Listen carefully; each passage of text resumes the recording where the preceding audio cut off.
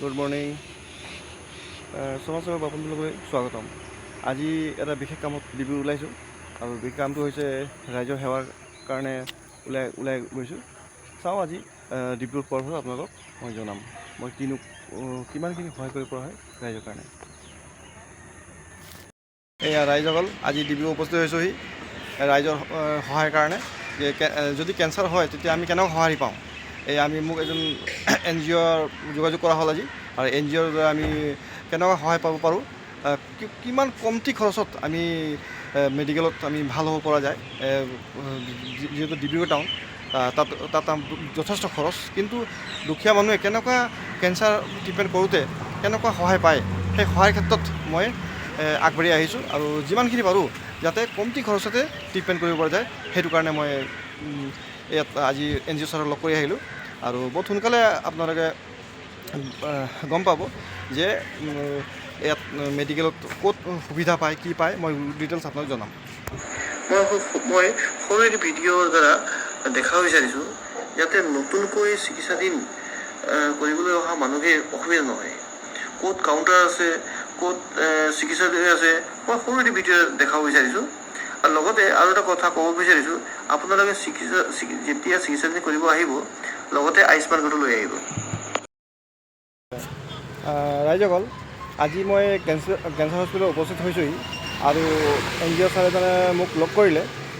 লগ কৰি আমি এইটো গম পোৱা হ'ল, যোনখিনি আমাৰ গাঁৱৰ দুখীয়া ৰাইজ, যোনে নেকি বহুত ভিতৰুৱা অঞ্চল, আমি টাউনত আহিবলৈ আহি কিনে আমি ইয়াত ট্ৰিটমেণ্ট কৰিবলৈ বহুত অসুবিধা হয়।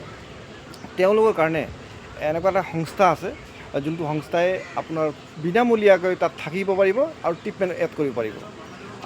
যাৰ কাৰণে মই আজি এই সংস্থাটোক লগ কৰি আহিছোঁ। সংস্থাটোৰ নাম হ'ল দীপশিখা ফাউণ্ডেশ্যন বুলি কয়, ডিব্ৰুগড়তে অৱস্থিত।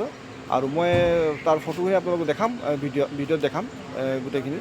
তো আজি ছাৰে কোৱা মতে আপোনালোকৰ যদি যোনখিনি ভিতৰুৱা অঞ্চল যাৰ অসুবিধা হৈছে, তেওঁলোকে আমাক যোগাযোগ কৰিব,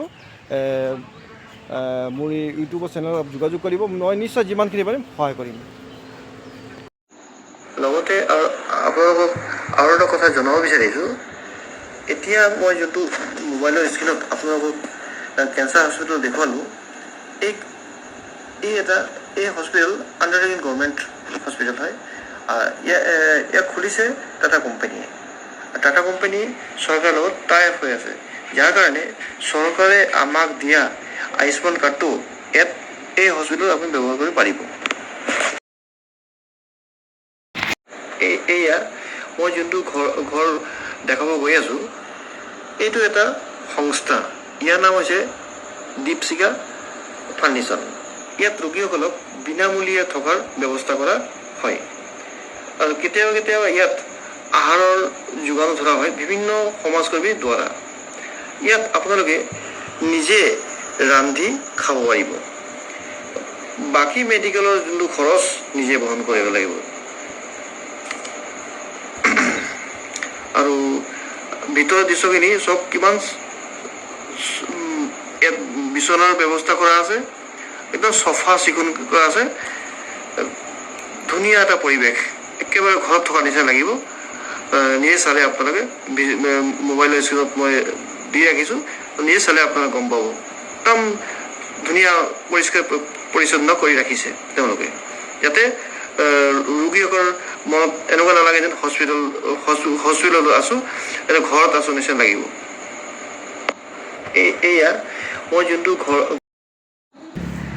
অৱশেষত আপোনালোকৰ অনুৰোধ থাকিল, এই সম্পূৰ্ণ ভিডিঅ'টো চোৱাৰ পাছত আপোনালোকে ভিডিঅ'টো শ্বেয়াৰ কৰি দিব আপোনাৰ বন্ধু বান্ধৱসকললৈ, যাতে যাৰ ঘৰত কেঞ্চাৰ পেচেণ্ট আছে তেওঁলোকে যাতে উপকৃত হয়। হয়তো আমাৰ ঘৰত নাথাকিব পাৰে, কিন্তু কাৰোবাৰ ঘৰত থাকিব। এই ভিডিঅ'টো তেওঁলোকে পোৱাৰ পাছত অলপ হ'লেও আৰ্থিক দিশত সহায় হ'ব বুলি মই ভাবোঁ। সেইকাৰণে আপোনালোকক অনুৰোধ জনাইছোঁ, শ্বেয়াৰ কৰি দিব বন্ধু বান্ধৱসকললৈ। তেনেহ'লে আজিলৈ ইমানতে সামৰিছোঁ। আগন্তুক নতুন ভিডিঅ'লৈ আপোনালোকৰ ওচৰত লৈ আহিম। ধন্যবাদ। জয় আই অসম।